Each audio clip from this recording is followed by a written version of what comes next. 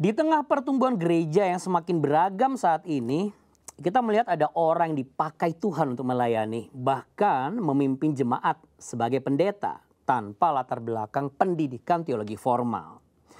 Namun perlu kita ingat juga, seorang pendeta bukan hanya dipanggil untuk berkhotbah setiap minggu.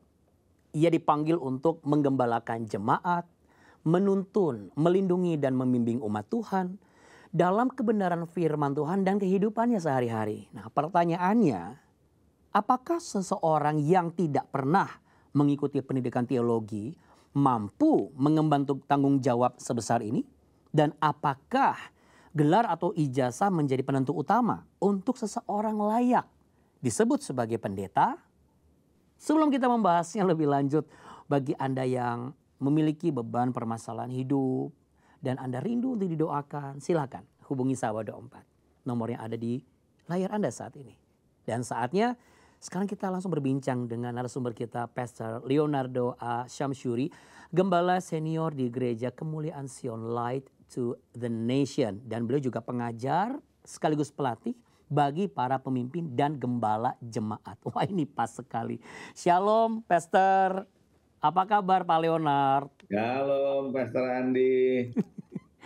Ini Alkitabiah Puji gak Tuhan, sih? baik Pak. Puji Tuhan, ya. Alkitabiah gak nih, langsung aku bertanya. Kalau seseorang nih bisa dipakai Tuhan untuk mengajar dan memimpin jemaat, ya bicara mengenai Alkitab. Tapi sama sekali tidak pernah sekolah teologi formal. Menurut Anda bagaimana? Ya, jadi begini, di dalam setiap era itu ada kebutuhan dan ada perkembangannya yang tersendiri kalau menurut saya. Oke. Mungkin di era-era sebelumnya ketika pengetahuan Alkitab atau pembelajaran tentang teologi belum terlalu banyak, mungkin masih bisa dianggap oke gitu ya. Nah, walaupun sekarang kalau orang berkata yang penting kan saya mengandalkan Tuhan, ada betulnya. Tetapi biar bagaimanapun, kalau dulu, zaman dulu atau sekarang mungkin masih ada orang mengatakan, jangan sampai kita menjadi pendeta kejadian. Jadi artinya pendeta kejadian itu adalah seorang pendeta yang tidak pernah sekolah Alkitab, tidak pernah sekolah teologi, lalu kemudian tiba-tiba dia muncul sebagai seorang pendeta, pemimpin gereja, dan seterusnya, tanpa mempunyai latar belakang sekolah teologi. Maka disebut pendeta kejadian. Kita harusnya menjadi pendeta keluaran, satu pendeta yang sudah keluar dari sekolah teologi, sehingga punya basis pengetahuan yang cukup secara sistematis. Nah, harus dibedakan sebenarnya Pak Sarandi dalam konteks ini adalah antara leadership kepemimpinan dengan yang namanya pendidikan formal sekolah teologi. Karena setiap orang bisa saja menjadi pemimpin, toh karena kita belajar teori kepemimpinan bahwa pemimpin itu bukan dilahirkan, pemimpin itu dikembangkan. Jadi bisa saja seseorang punya leadership yang terus berkembang. Tapi persoalannya kan kita membawa orang kepada kebenaran. Kebenaran yang firman Tuhan yang tidak bisa sembarang ditafsirkan, kan begitu kan ya. Sehingga biar bagaimana kita juga harus menjadi seorang pemimpin yang bukan memimpin perusahaan atau organisasi dunia, tapi yang membawa orang kepada kebenaran Tuhan dan kedewasaan. Nah, di sini kalau menurut saya peran sekolah teologi sih sebenarnya sangat penting gitu ya. Walaupun sah-sah saja kalau Anda waktu sebelum-sebelumnya, dulu-dulunya belum sekolah teologi gitu ya. Saya kira ini penting sih menurut saya, perlu belajar sekolah gitu. Saya kira itu Pak. Saya tanya lagi, penting atau Anda menyarankan sebaiknya Anda sekolah teologi? Iya, sebaiknya kita sekolah gitu. Kenapa? Begini, ada ayat Alkitab yang bilang begini, Paulus pernah menulis, Tuhan memakai orang yang bodoh untuk mempermalukan orang yang bijak, yang lemah untuk mempermalukan orang yang kuat. Apakah dengan ayat itu berarti Tuhan mau kita bodoh? Apakah dengan ayat itu berarti Tuhan mau kita lemah? Tidak. Tetapi Tuhan mengatakan bahwa kalaupun kita punya keterbatasan, Tuhan bisa pakai. Tapi kalau kita mau dipakai oleh Tuhan, kenapa kita nggak belajar juga dari seorang Rasul Paulus yang mempunyai pengetahuan yang baik gitu kan ya, pengertian yang baik, dan akhirnya malah dia yang paling banyak menulis perjanjian baru karena mempunyai latar belakang yang cukup kuat di dalam hal pemahaman dia mengenai Taurat dan sebagainya. Saya kira saya menganjurkan sekali gitu ya, jangan biarkan diri kita sekarang hanya mengandalkan yang namanya quote unquote pengurapan semata-mata gitu Nah, ya. Karena generasi ke ya, depan adalah generasi yang kritis, generasi yang banyak informasi, banyak pengertian, pemahaman mereka yang nggak bisa cuma dijawab, ya kamu harus tanya Tuhan, nggak bisa begitu ya. iya. Gitu, perlu ada penjelasan. Saya Iya, kira gitu, Pak. ini menarik yang Anda sampaikan ini berbasis di Perjanjian Baru dan masa Perjanjian Baru juga banyak rasul dan penginjil seperti Petrus ya. Let's say bukan latar belakang pendidikan formal, Ya, tapi betul. dipakai juga luar biasa oleh Roh Kudus. Nah, tendensi sekarang ini kan orang banyak jadi Betul. pendeta, nggak perlu ijazah ya, pendeta tanpa ijazah, nggak peduli mau ijazah palsu kayak mau asli kayak nggak peduli. Yang penting kelihatan luar biasa oleh Roh Kudus. Apakah itu bisa menjadi acuan? Ya. Saya nggak menganjurkan itu jadi acuan, karena acuan itu adalah kebenaran. Acuannya bukan karunia. Ya, Makanya kenapa saya menulis sebuah buku Karisma versus Karakter tuh begitu. Bahwa apakah karisma itu tidak penting? Iya penting. Tetapi kita juga mesti mengerti bahwa manusia itu kan tidak hanya semerta-merta yang kelihatan di luar, tetapi dia harus bisa mengarahkan orang kepada kebenaran, kepada firman, ya. Saya kira itu karena manusia hidup bukan oleh roti saja kan, ya oleh betul. setiap firman. Nah, firman Ya. yang bagaimana nih yang kita mau jelaskan? Firman yang menurut pengertian kita, apa firman yang memang sesuai dengan apa yang ada di Alkitab yang sebenarnya dimaksudkan dalam konteksnya, kan gitu. Ya. Saya kira gitu, Pak. Itu penting banget nih. Kalau enggak nanti kita cuma sekedar berdasarkan apa yang kita pahami saja. Bahaya sekali kita mengerti Alkitab menurut pengertian kita, Iya, bukan menurut apa yang dimaksud oleh Roh Kudus dan penulisnya. Saya iya, kira gitu, Pak. iya, Dan situasinya di saat itu, iya, gitu. situasi pada saat penulisannya seperti apa, eee, cocok nggak dengan Betul. keadaan kita sekarang kalau kita sampaikan, kan itu juga harus Hmm, dikaji ya, untuk kebenarannya dan juga betul, keabsahannya, ya kan. betul. Tapi kan sekarang-sekarang ini ya, ini menarik sekali, buku Karisma versus Karakter itu kan buku yang salah satu yang terlaris dari Bapak bikin. Itu, Ya, apakah betul sekali, Pak. muncul dari kerinduan Bapak juga bahwa, wah ini kayaknya sudah mulai banyak yang melupakan bagaimana karisma dan karakter ini dua hal yang berbeda gitu. Hmm. Jadi sebenarnya saya menulis buku itu menarik sih ceritanya. Gara-garanya saya banyak melihat. Karena saya juga dulunya awal-awal dalam pergerakan mahasiswa, di zaman saya mahasiswa, saya banyak bergerak juga di dalam karunia-karunia karisma ini. Tetapi saya melihat ada beberapa orang yang dipakai dalam karisma, terutama yang mengajarkan kita para hamba Tuhan. Kan dulu saya mahasiswa, jadi ada beberapa pendeta, hamba-hamba Tuhan yang mengajarkan dan bergerak begitu luar biasa secara karunia-karunianya. Tapi kehidupannya, karakternya, ya, pemahaman-pemahamannya itu agak sedikit menurut saya kok aneh, nggak begini mestinya gitu. Nah dari situlah akhirnya saya terdorong untuk menulis di mana titiknya kesalahannya, di mana titik seimbangnya, dan apa yang mesti dikoreksi dan dilakukan ke depan. Maka saya menulis buku itu, kira-kira gitu Pak. Jadi Oke. ada banyak faktor kelemahan personal yang memang perlu dikoreksi lah ya, dipulihkan, Dan kira-kira itu gitu Pak. bisa dikoreksi dan dipulihkan setelah eh, mengambil sekolah teologi sebagai fundamental seorang hamba Tuhan ya. Salah satunya itu, yes. Kenapa? Karena kita jadi tidak sembarang gitu Pak. Di dalam mengoperasikan karunia-karunia nggak sembarangan, kan gitu.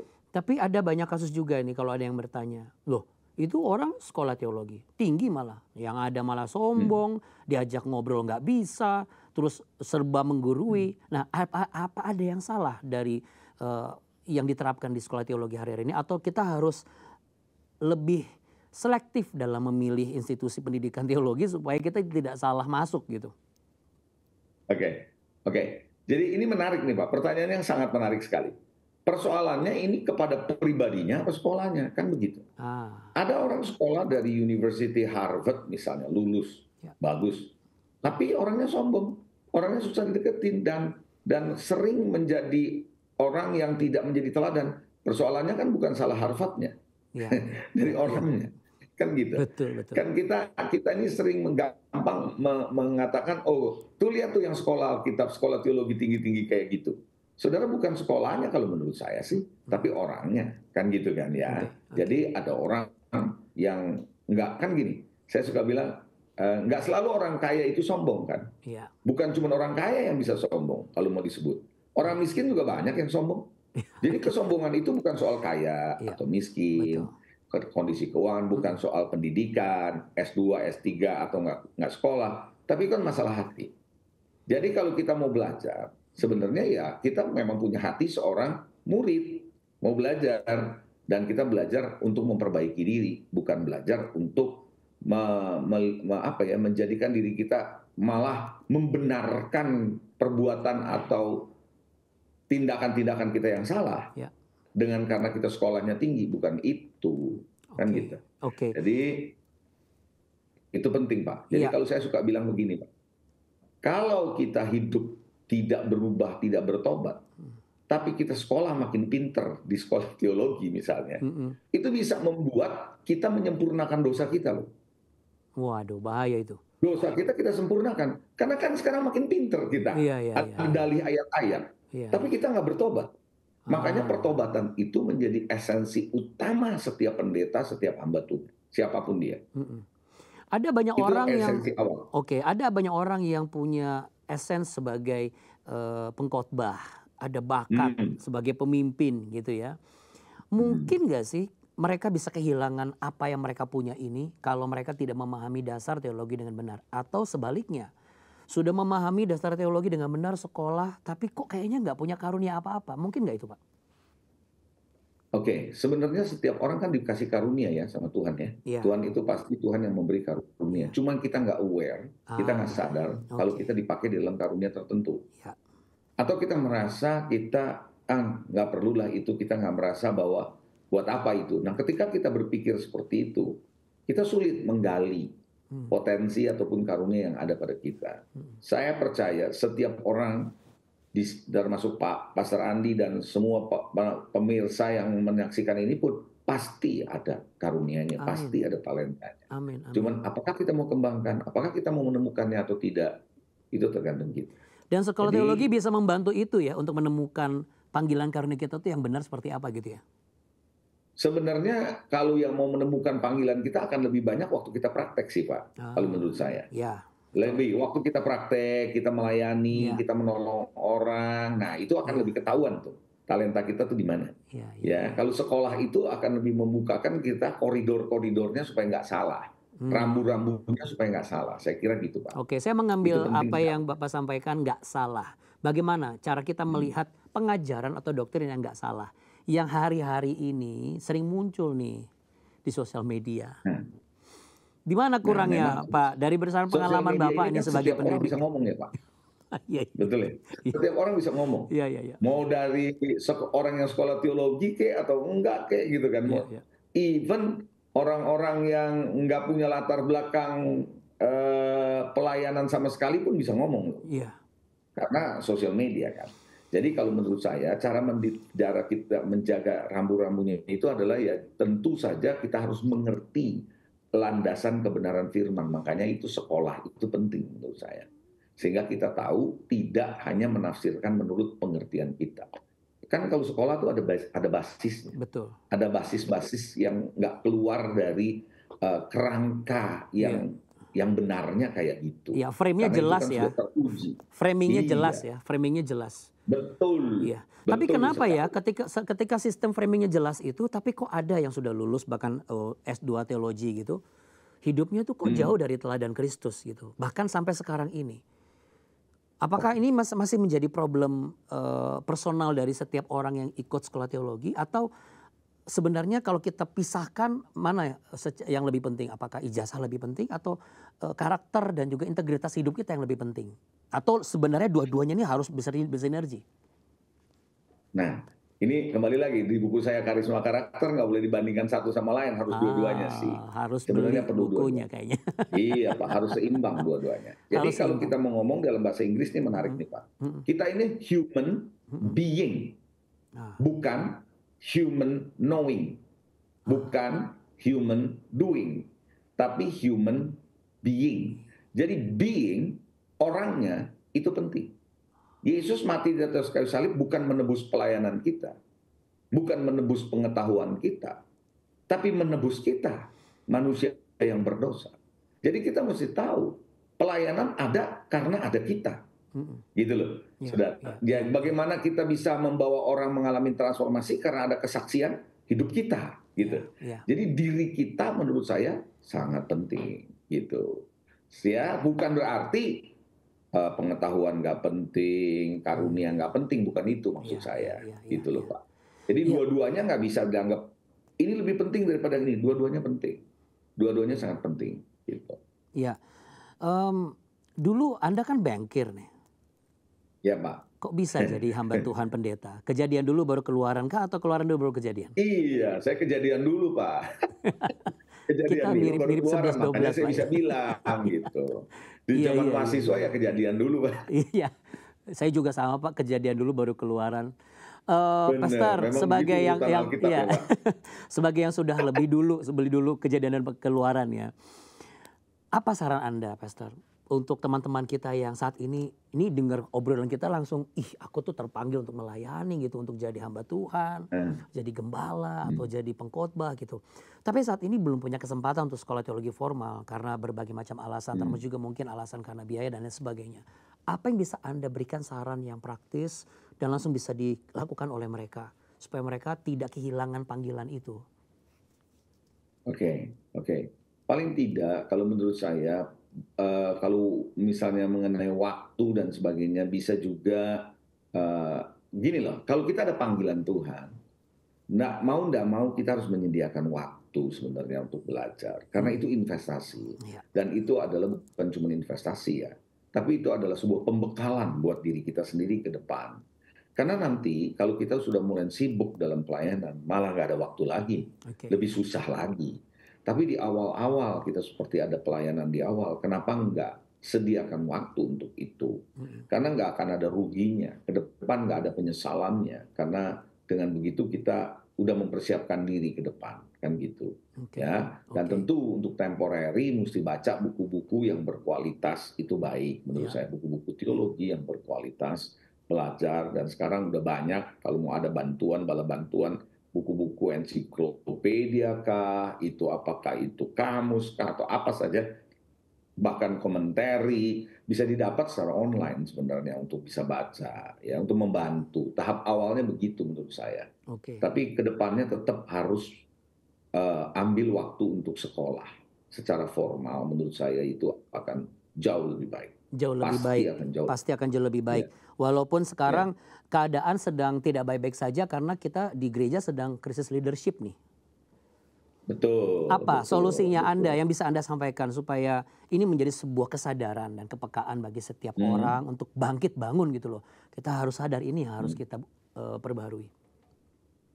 Oke, dalam krisis leadership tentu saja gereja-gereja harus bisa mulai memikirkan sebuah pembekalan atau suatu pembekalan, proses pembekalan kepada para pemimpin yang ada atau orang-orang yang melayani di gereja untuk dibekali, untuk diajarkan dan diberikan pengertian mengenai pengetahuan, pengertian soal kepemimpinan, termasuk si pemimpin itu sendiri. Termasuk saya misalnya, kalau saya sebagai pemimpin, saya pun sampai hari ini terus belajar. Melalui buku-buku kepemimpinan, saya tetap baca, saya harus belajar. Lalu proses saya memimpin orang-orang yang saya pimpin di gereja, mau leader di bawah saya, Mm-mm. ataupun pelayanan, saya juga tetap harus belajar. Karena kepemimpinan itu adalah sebuah proses pembelajaran. Nggak ada seorang yang lahir langsung jadi pemimpin, kan begitu. Jadi kalau menurut saya, ya memang gereja-gereja perlu ada waktu dan mempersiapkan slot untuk pembekalan para pemimpin. Buat dirinya, si pemimpin maupun for the next generation. Karena mereka juga perlu dibawa, pemimpinnya adalah pemimpinan kerohanian, khususnya di gereja kan, kita bicarakan. Ya, Bukan pemimpin di perusahaan, tapi paling tidak, dia mesti tahu dia memimpin kemana, gitu. oke, Saya Pastor. kira itu Pak ya, Ya, pembekalan itu perlu ada. Kalau nggak betul. ada, nggak akan bisa ngerti kepemimpinan. Tapi dengan kerendahan hati tentunya kita mesti belajar. Gitu. Oke, menyempurnakan yang Anda sampaikan sebagai closing statement. Apa yang bisa Anda Hmm, sampaikan sesuai dengan topik kita hari ini ya, bahwa sekalipun ada pendeta tanpa ijazah atau dengan ijazah, hmm, yang penting merujuk kepada satu, pembaruan dan pembenahan leadership sehingga gereja semakin sehat, sehingga rumah-rumah juga ada pengajaran yang benar dan komunitas juga bertumbuh berkembang dengan cara yang hmm, benar sehingga kita jalan-jalan generasi. hmm. Silakan Pastor. Oke, jangan pernah berhenti untuk belajar. Sekolah ada waktunya selesai sampai S3, tapi belajar tidak akan pernah berhenti. Dan yang berikutnya kita mesti mengerti, jangan pernah puas dengan apa yang sudah kita tahu. Ada banyak hal di depan yang kita belum tahu. Jadi anjuran saya adalah tetap menjadi seorang pembelajar seumur hidup. Dan pembelajar ini adalah orang-orang yang akan banyak membekali orang ke depan, dia menjadi pemimpin yang baik. Jadi jadilah pembelajar dan tidak pernah berhenti belajar seumur hidup. Itu yang saya katakan. Ya, Supaya saya kira setiap ini hamba bisa. Tuhan menjadi hamba Tuhan yang berkarisma tapi juga berkarakter Kristus ya. Amin. Penting itu. Oke. Haleluya. Pastor Leo terima kasih banyak. Semakin maju dalam pelayanannya. Tetap Sama-sama. sehat. Salam untuk setiap hamba Tuhan yang Anda didik. Dan semakin banyak hamba Tuhan yang berkarisma dan berkarakter Kristus. Amin. Amin. Thank you. Thank Tuhan Yesus you. memberkati. Pastor. God bless. Pelayanan itu bukan hanya soal gelar atau ijazah saja, tetapi juga soal panggilan dan hati yang mau taat dan tunduk kepada Tuhan. Namun di saat yang sama, Tuhan juga menghendaki kita bertumbuh dalam pengenalan akan firman-Nya secara benar. Pendidikan teologi memang bukanlah jaminan kekudusan, tetapi itu adalah bekal yang sangat berharga untuk mengajar kita bagaimana bertanggung jawab dan menggembalakan dengan pengertian yang dalam dan takut akan Tuhan. Jika Anda merasa dipanggil untuk melayani, mulailah dengan setia di tempat Anda berada sekarang. Dan beranilah aktif mencari pembimbing rohani, mentor yang bisa membantu Anda bertumbuh dalam pengertian firman Tuhan yang benar. Jika Tuhan buka jalan untuk sekolah teologi, jangan ragu. Ambillah kesempatan itu dengan rendah hati. Jika video ini memberkati Anda, silakan like, share, dan komentar Anda jangan lupa Anda tulis. Tag ke teman Anda yang sedang bergumul tentang panggilan pelayanan mereka. Supaya setiap orang yang terpanggil benar-benar menjadi pelayan Tuhan yang berkarisma dan berkarakter Kristus. Air menjadi kebutuhan penting manusia dan tak tergantikan oleh apapun. Tapi bagaimana jika untuk mendapatkan terlalu banyak harga yang harus dibayar? Mari kita saksikan video berikut ini. Vinci tinggal bersama dengan kakak ipar serta 7 orang saudara lainnya. 6 orang di antara mereka masih di bawah umur. Anak bapak nu mate, na mama memang ratu ba Kalimantan. Vinci dan saudaranya tinggal di rumah yang tidak memiliki akses air bersih. Mereka harus berjalan jauh untuk mendapatkan air. Mara sebut tertan, na wala ni dan sore-sore telukali wal. Bagi Vinci dan saudaranya, air merupakan sesuatu yang harus diperjuangkan setiap hari. Susah nyuci, susah mandikan anak, kadang nggak dimandikan, kadang nggak dicebok anaknya. Dibilang sama orang, nggak bersih-bersih kamu ini, nggak bisa ngurus anak, kata mereka. Padahal bukan itu hatiku. Selain itu, air yang mereka konsumsi tidak higienis sehingga mengancam kesehatan mereka. Na wal dana abau olotu watauna abu fanisha.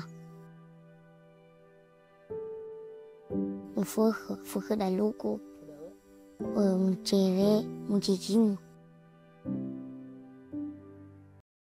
Tuhan Yesus, tolong kami di rumah gak ada air yang bersih. Tolonglah kami.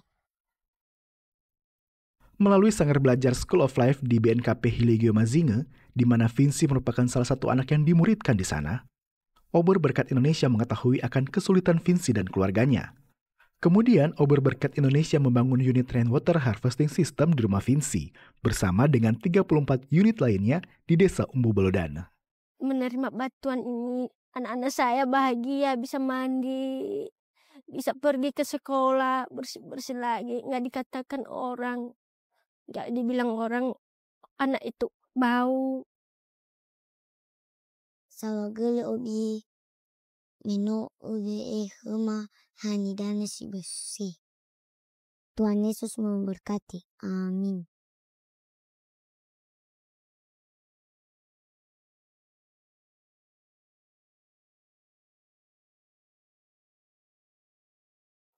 Amin. Ya, Obor Berkat Indonesia atau OBI telah membantu mewujudkan mimpi sebagian orang untuk memperoleh air bersih. Nias itu hanya salah satu saja dari yang dikerjakan OBI sebagai pelaksana pelayanan kemanusiaan CBN Indonesia di seluruh tanah air. Anda pun bisa turut ambil bagian dan bergandengan tangan bersama kami untuk melakukan berbagai pelayanan kemanusiaan ini. Kami butuh Anda untuk bergerak bersama kami dengan menjadi mitra CBN. Di layar sudah ada QR Code yang bisa Anda scan untuk berdonasi langsung dengan e-wallet Anda. Jika Anda butuh info lebih lanjut, jangan ragu, kunjungi donasi.jawaban.com. Orang yang sabar besar pengertiannya, tetapi siapa cepat marah membesarkan kebodohan. Tertulis dalam Amsal 14 ayat 29. Terima kasih sudah mengikuti Cahaya Bagi Negeri hari ini. Jika Anda terberkati dengan topik hari ini, berikan like ya. Dan share video ini ke orang terdekat Anda. Dan subscribe channel Jawaban untuk terus mendapatkan konten yang mengubah hidup Anda. Saya Andi Otniel, sampai jumpa di terobosan berikutnya. Tuhan Yesus memberkati.